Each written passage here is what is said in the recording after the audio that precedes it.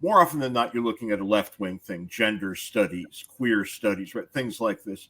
But the conservatives have learned that the liberals have prospered this way, and what have they done? American studies, and all of a sudden, it looks like the flavor of the month, and none of them are worth a damn.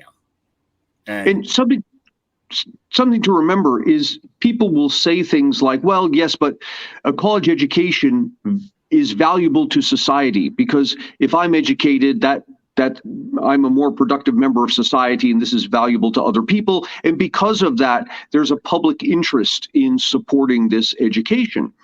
And here's the problem with that. My value to society, to others, comes from the work that I'm doing. And that's already reflected in my wage rate. If the wage I can earn with my degree can't pay for the degree, then that is specifically telling me that the value of this degree to society isn't worth the resources. Now, it may be worth it to me. Welcome back to my channel. My name is Dr. Anwar Youssef Dunbar, and this is Big Discussions 76. My original channel. First of all, please like this video, please share it, and please subscribe to my channel. If you want to donate something to the channel, that information is below in the description box, and you can also leave a super thanks if you see fit and if this content has resonated with you. Also, please consider joining the Big Words LLC Newsletter. In addition to being a YouTube content creator, I'm also a writer. And I am working on a book project that engineers a Western New York basketball story. The link to the newsletter and the link to that page discussing the book are also in the description box below. Well, everyone, thank you to those of you who watched parts 1 and 2 of my discussion with Dr. Antony Davies and James R. Harrigan, the content creators of the Words and Numbers podcast, and also the authors of the book Cooperation and Coercion.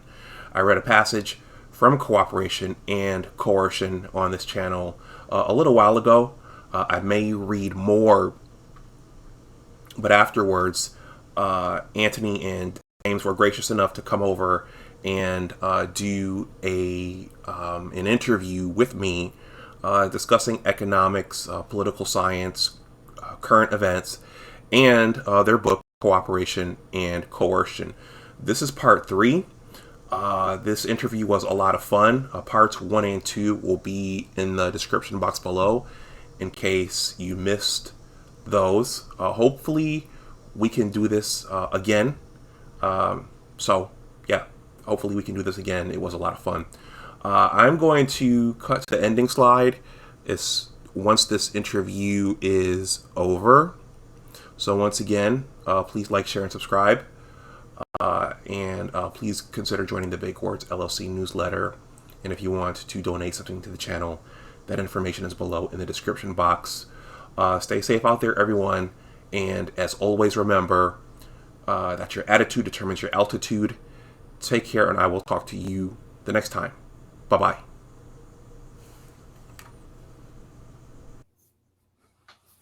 All right, so we have 2 more, but before we move on, okay, it sounds like you guys are saying some things are best left to the states. I mean, would that mean the government should get out of the student loan business? I mean, just kind of thinking about today's... Yeah, absolutely. Oh, absolutely. Government should never have been in the student loan business. Okay. Yeah, and I'll tell you this about student loans. People keep asking me about this, and in my kind of canned response is this: look, one of 2 things is true. Either a college degree is valuable or it isn't. If it is valuable, it'll pay for itself. If it's not valuable, then nobody should be paying for it because it's a waste of resources. But either way, there's no argument for government here. The degree should stand on its own. If it can't, the government shouldn't be involved. Right. And when the government backs a loan so a student can get a degree in medieval lesbian studies, well, That's a student who's not going to be able to turn that degree into a career. Now, I'm not saying the only reason you should get a degree is to have a career. I'm a liberal arts guy. I think you should be a very well-rounded human being. You should know a lot about a lot, but you should know a little about everything. And I think that's, in my preferred world, that's how everybody would approach things. But some degrees don't stack up in the marketplace. And I think you should go a little further on this. It's obvious once you see the data, but it's not obvious until you do. Yeah, you can look at there's plenty of data out there, and the numbers change a bit from year to year, but the general story is about the same. And that is the STEM majors, science, technology, engineering, mathematics, the return to those over the course of a career is multi-millions of dollars. Mm-hmm. Every one of those is well worth an education, even in $100,000 education. Now I'm talking, forget about masters and PhDs. I'm talking about straight up bachelor's degree students. They'll come out earning $2 to $3, sometimes $4 or $5 million more than they would have without that degree.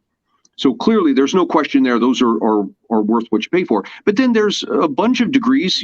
When you go to the other end, I think the bottom one, typically, if it's not the bottom one this year, it will be again next year, and it was a couple of years ago, is child and family studies.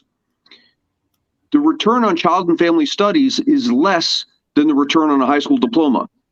So what that means is, after you go to college, you spend 4 years and whatever you spend, $50,000 to $80,000, your labor is worth less than it was worth when you graduated high school, if you study child and family studies. A negative rate of return. And it's a negative rate of return. And if you look very carefully, one thing jumps out at you when you take a look at the data. Any degree ending in the word studies is going to be very, very problematic. Every single one of them is a problem, and both the left and the right have part of this under their purview.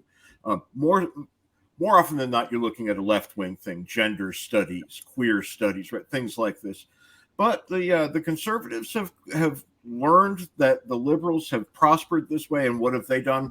American studies, and all of a sudden, it looks like the flavor of the month. And none of them are worth a damn. And something to remember is people will say things like, well, yes, but a college education is valuable to society because if I'm educated, that I'm a more productive member of society and this is valuable to other people. And because of that, there's a public interest in supporting this education. And here's the problem with that. My value to society, to others, comes from the work that I'm doing. And that's already reflected in my wage rate. If the wage I can earn with my degree can't pay for the degree, then that is specifically telling me that the value of this degree to society isn't worth the resources. Now, it may be worth it to me. I want to study art and I enjoy it. It makes me a better person. That's fine. Go with God. But there's no reason there why I should be foisting that cost on somebody else. That benefit's going to me alone. Yep, that's right. The rest of us weren't involved in that choice. You had your choice. You could have done anything you wanted. You chose. Well, yeah. Now we all have to live with that. And it's that last part that people seem to find so difficult. Mm-hmm. They seem to be saying over and over again, reimburse me for my tragically bad choices. Well, I can't see one reason why we would. And I predict there's going to be a couple of things that happen from this loan forgiveness business that we first encountered today. And the first thing that's going to happen is as early as 9 months from now. That's right. Is the next generation of students are going to start saying, wait, their loans were forgiven. Why shouldn't ours be forgiven? And that's going to start a whole sequence of generation after generation demanding their loans be forgiven. That's the first thing that's going to happen. The second thing that's going to happen is you're going to see a flurry of new low effort majors created in university to attract students who want to come and spend basically a 4-year vacation on the taxpayer's dime. You come to this university, I'm not going to make life difficult for you. This, you have use of the gym facilities and this and that and the nice cafeterias, and we're going to charge you top dollar tuition. Oh, but that's okay because the federal government's going to forgive it. And all of a sudden, universities coast to coast are going to become wards of the state. Yep. And the thing you're going to hear the most is, have you seen our rock climbing wall? Right. Because somehow that's the measure of a good university. What most people don't know is that we didn't have a price problem in college educations until the federal government got involved. And you see all the perverse things that happen. Walk us through those early days of student loans. Yeah, there was, originally the federal government was not involved in any of this. And let's stop you right there, because why the hell should they have been? Why should they have been? Exactly. And so you have, tuition is whatever it is. And somebody gets the bright idea that the key to success is going to college. And so the government's now going to see to it that people are going to go to college by subsidizing student loans, by offering grants and this sort of thing. And what happens is, it sounds good that, the government's going to provide me a grant of $2,000. Now I can better afford college. Yeah, but the first thing the colleges do, they turn around and raise our tuition $2,000. Right. Because why? Well, because they can, because the government just made the money available. Uncle Sucker's going to be paying for this, right? Go ahead. Have you seen our rock climbing wall? Right. Exactly. And so a large part of the increase in tuition year after year is due to the fact that the government has been making this money available, and colleges have just been raising their tuition to capture the money. And you can say in legislation, well, this money's not going to the college, it's going to the student. That doesn't matter. All that happens is, well, I'll capture that money by raising tuition. Go ahead and give it to the student. I'm going to get my hands on it eventually. Okay. Here we sit, right? And we're certainly not referring to the GI Bill. This happened in the 1970s. Yeah. And if you want to draw some scary parallels, we did the same thing with healthcare. We say, how can we make healthcare cheaper? And the government steps in and starts doing stuff. And you can see this in industry after industry. Every time we, the people, ask for the government to step in and make a product cheaper, the price of that product over the subsequent decades just goes through the roof. Every time. Yep. Okay. Well, let's wrap up with some current events. So, as we discussed earlier, I'm guilty. I said I was going to read about the new inflation bill before we met up. I didn't have time. So don't feel bad. The people who passed it didn't read it either. Okay. All right. Well, the title sounds nice and pristine, and everybody's concerned about inflation and the Fed printing more dollars and more dollars chasing fewer goods and services. What's your take on this new inflation bill? Well, my first take on it is that it's beautiful marketing. The politicians called it the Inflation Reduction Act and brought it along at the same time that everybody's complaining about the price of gas and food going up and all of that. And so all of a sudden the people are all for it. Well, it's easy to be for it if you haven't read it, because if you read it, you'll find it actually has nothing to do with fighting inflation. It's all the marketing, right? Quite the opposite. It's quite the opposite. In fact, several of the things that they do in the bill that the politicians specifically say are aimed at inflation, actually going to make the matter worse. For example, raising taxes on small businesses. And the claim here is this is going to help inflation. And the argument that you'll hear is, if we raise taxes on the businesses, we're siphoning money out of the economy. And so now there's fewer dollar bills chasing around and prices are going to start to fall. This is out of the playbook of modern monetary theory. Yeah, except what's actually going to happen? What's actually going to happen is we raise these taxes, Congress gets hold of it, and we all know that when Congress gets hold of a buck, Next thing you know, it's going to spend it. In fact, on average, if you look historically, every time Congress has gotten hold of another dollar, it's turned around next year and spent an extra $1.25. That's right. It's always $1.25. And people wonder how it is that we get these deficits year over year, which becomes the monstrous debt that we have that we will never pay back. Here's how it happens. Yeah. And so, this is actually the only thing that is specifically aimed at inflation, and it's aimed in the wrong direction. It's going to make the inflation worse. But I think there's a story here that we should be careful of. And this is something James and I have been warning people about for a number of years. And that's the following. The middle classes in this country, and by middle classes, I mean the lower middle class, middle class, upper middle class, the middle classes, collectively earn twice as much as the top 1%. And on average, they're taxed at half the rate. Politicians know this. They see the middle classes in this country as a great untapped resource. And they're going to come after us because the government spending has gotten so bad that we don't have enough billionaires in this country. Even if we taxed them 100% of everything they have, it's still not enough. And notice what Anthony just said. If we take every single thing they own, it's still not forget enough. About raising their taxes 5%. Take everything they have, and it's still not going to satisfy what the government needs to continue. And so politicians are looking to the middle class. The question is, how do you tax the middle class? Because it's easy to tax the rich because they're a minority.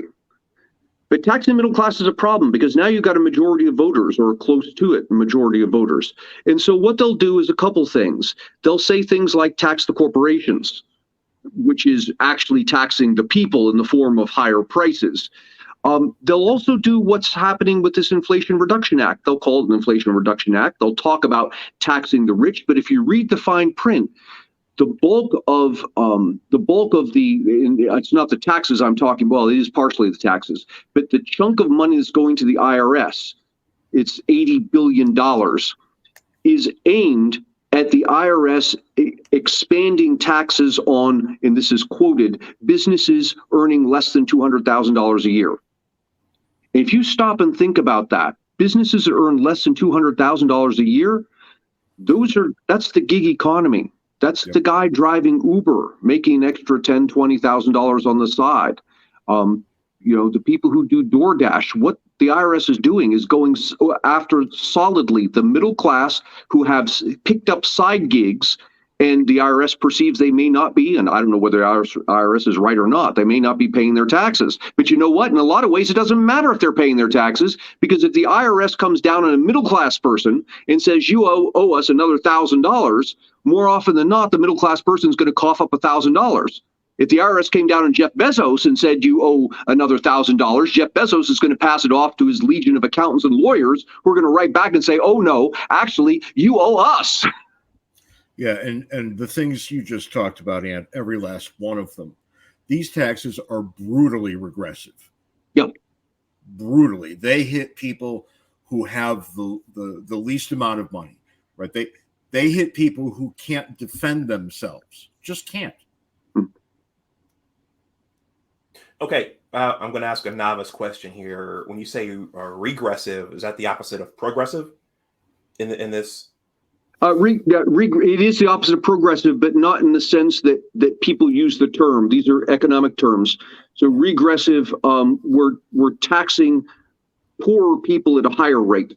Okay. Progressive is you're taxing richer people at a higher rate. Okay.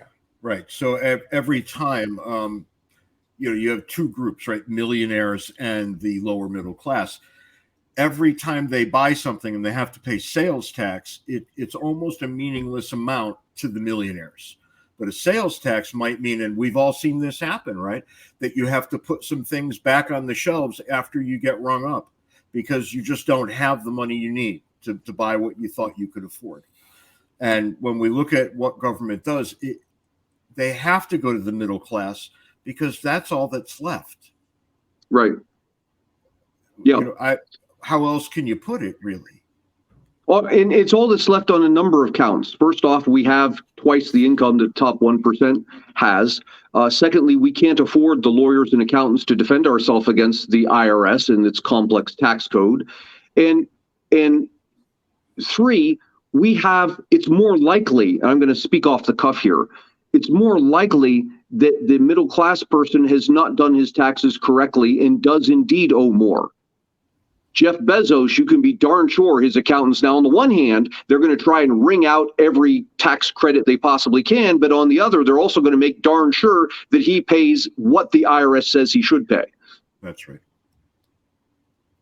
Right. Okay. So no matter where you look, right, you see people of modest means getting hit hardest. Okay. Yeah, this is all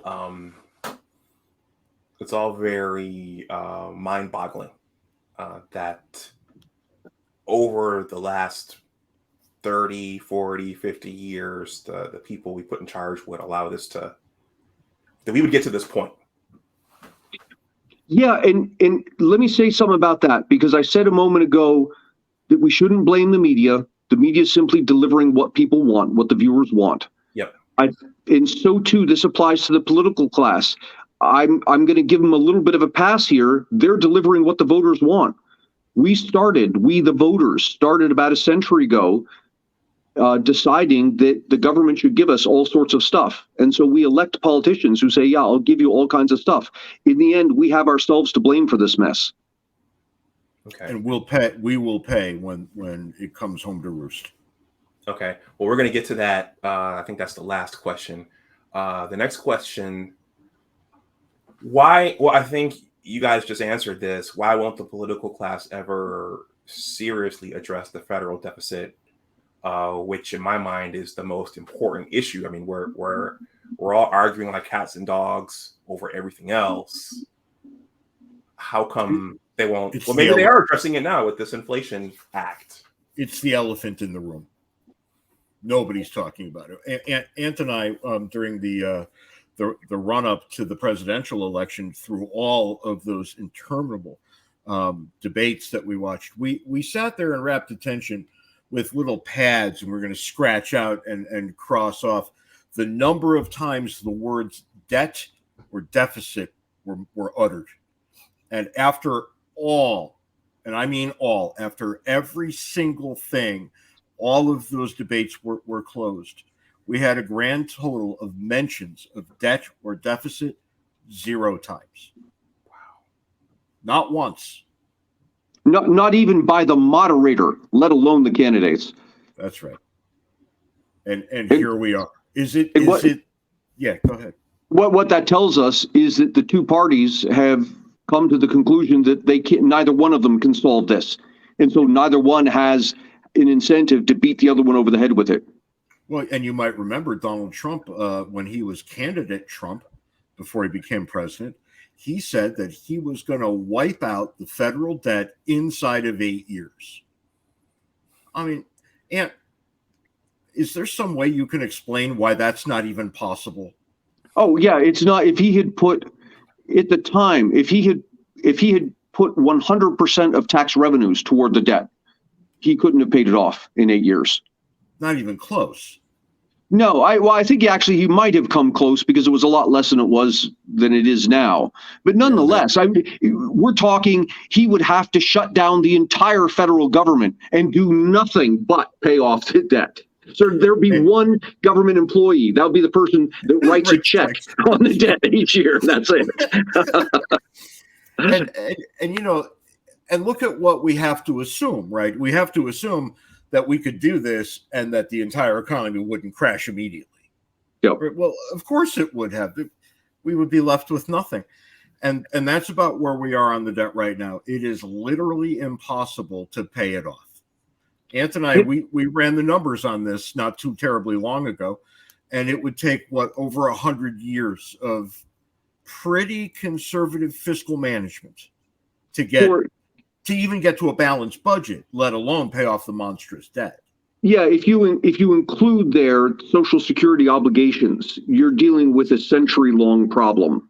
And Congress can't manage to keep its promises for a year, let alone 100 of them. That's right. but I think I was going to say something very smart, and it just left my brain just like that. This is what happens when you became a grandfather, right? You became a grandfather, and you gave up like 15 IQ points. Now you're all stupid.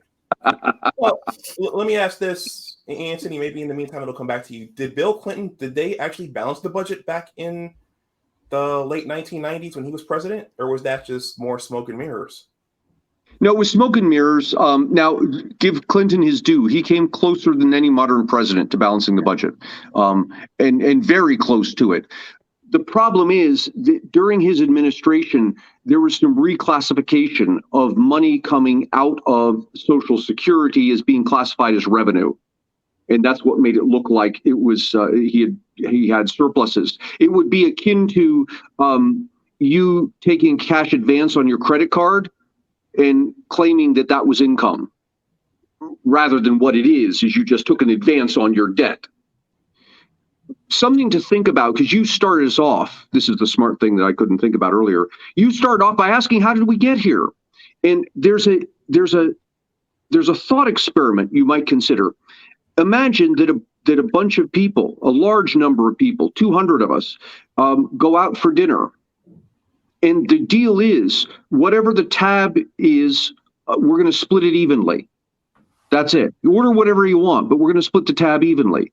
And notice what happens here. Every single person there, all 200 of us, have two motivations.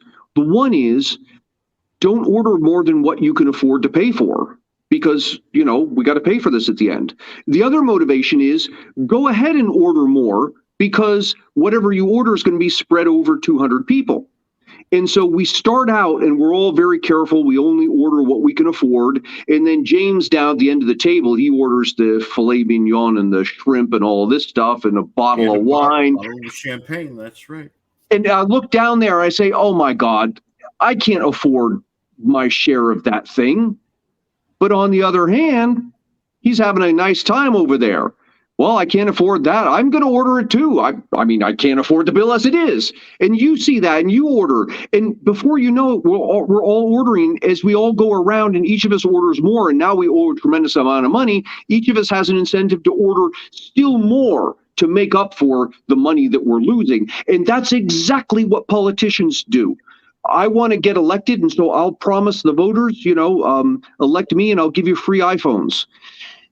I know it's a stupid idea, but the voters will vote for me. And if I don't offer the free iPhones, James is going to come along and he's going to say, elect me, I'll give you free iPhones and free healthcare. And now you've got to compete with that. And so you're offering free education and free healthcare and free iPhones. And you can see how this works. It's the system. It's a natural outcome of the system. It's not malfeasance. It's not stupidity.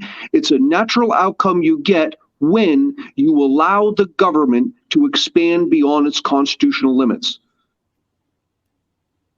Okay. All right. Well, gentlemen, we are just about at the end. This has been a fun discussion. This last question is pretty open-ended, and maybe this time horizon is not long enough. But where do you all see the United States in 10 to 20 years? Should I set that further? Or, are we in for some big changes in the short term or in the long term? Or what are your predictions? I think I could speak to the economics. James's answers are probably more interesting. But I think in the next 15 years, so plus or minus, maybe 10, maybe 20. Social Security as we know it is different. I don't think it's going to go away, but it's going to be significantly transformed. And by that, I mean at the least, workers are going to have to be paying about 20% more in Social Security tax than they're paying now. At the most, we might be seeing things like Social Security redefined so that anyone earning over a certain amount doesn't get it. Right? And we're going to argue about what that amount is. So I think that's one of the things that happens. I think another thing that happens is that the government becomes kind of a permanent player in higher education, not only in terms of footing the bill, but you're going to see them turn around and Congress is going to say things like, well, look, we're paying for all of this tuition. We should have a say in what you universities are teaching and who you're hiring. And all of a sudden, we're going to become public school 2.0. Yeah, and if you think about everything that Ant just said, I'm going to make it worse now. Because as long as the federal government keeps paying $1.25 for every dollar it brings in, we will inexorably be heading towards financial disaster. And sooner or later, can I tell you when? I cannot. But sooner or later, that's going to be the problem that distinguishes us for all time. Right? We are going to have to deal with it. And I don't know that there is a way we can deal with it. So that friction is what we're looking at right now. And people who are smart enough to read the tea leaves, and this includes every member of Congress, even AOC and Bernie Sanders, right? Even these two idiots know better than what's going on. When you look at it, you know that there will be a collapse somewhere in this system. The real question is how much of a collapse and when. And those two things I can't answer. I just know that we are looking at extraordinarily terrible times that will make our shopping excursions during the COVID pandemic look almost cute by comparison. I'm deeply concerned about what happens then. Okay. We're ending on a downer here, aren't we? That is not the best way to end. So Ant has this. Let me give lecture. There you go. I don't share. I share some concern and some serious concern about where we're headed over the next couple of decades. I don't think we end up in the hellscape that you might imagine from what James is describing. I think we end up with, maybe it's 50 years down the road, maybe sooner, a much reduced federal government, a federal government that looks a lot more like what the founders had in mind, and beefed up state governments that look a lot more like countries than they do like states. There's a bit of an economic turmoil that's going to come between here and there. I would think that the turmoil might look a lot, and I like James' comparison. I think it might look a lot like COVID. I don't think it's going to look horribly worse than COVID, but I do think it would be protracted. So imagine, the supply chain problems that we had and the, people out of work problems that we had. Imagine that over the course of 5-10 years. I think that's what we could be looking at. And let's be a little more optimistic still. Almost every single human being, and I know it's not everybody, right? There's always a person who wants to come in wagging a finger. Almost every human being on the face of the planet right now is living a world better than his grandparents did. Yes, and that's a great thing to remind everybody, James. Yes. I mean, if my grandparents could walk through my house, they would be astonished. Yep. My neighbors aren't astonished, right? People we have over for dinner are not astonished. Mm-hmm. Old people would be, though, every time. All the things we have at our disposal, simply because we want them. It's nothing short of miraculous. Yeah. And I think we'll take a step down from that, but even a step down from that, it's still going to be a step up from what was considered solidly middle-class living, in my parents' time. Yeah, I think that's exactly right. That's a very optimistic note to end on, isn't it? Yes. Well, on that note, do either of you have any closing comments or thoughts? This has been a lot of fun, and I really appreciate you guys coming and talking about these topics in your book. Yeah, Anwar, I'll just say that, look at what we did here. We're all over the country. We came together. We made these little pictures of ourselves fit into a strange box, and we can have a conversation with each other about very important things just because we wanted to. And isn't that something? And the more that this sort of thing happens over time, the better off we'll all be. Because really, what is the one thing that we miss in our modern lives, right? And it's a connection with our fellow citizens. So the more we can do that, I think the better everybody is by definition. Okay, Anthony? That was beautiful, James. I have my moments. Do you have something to say? No, I'm not going to mess it up. That was just beautiful. I'm going to bask in that James happiness thing.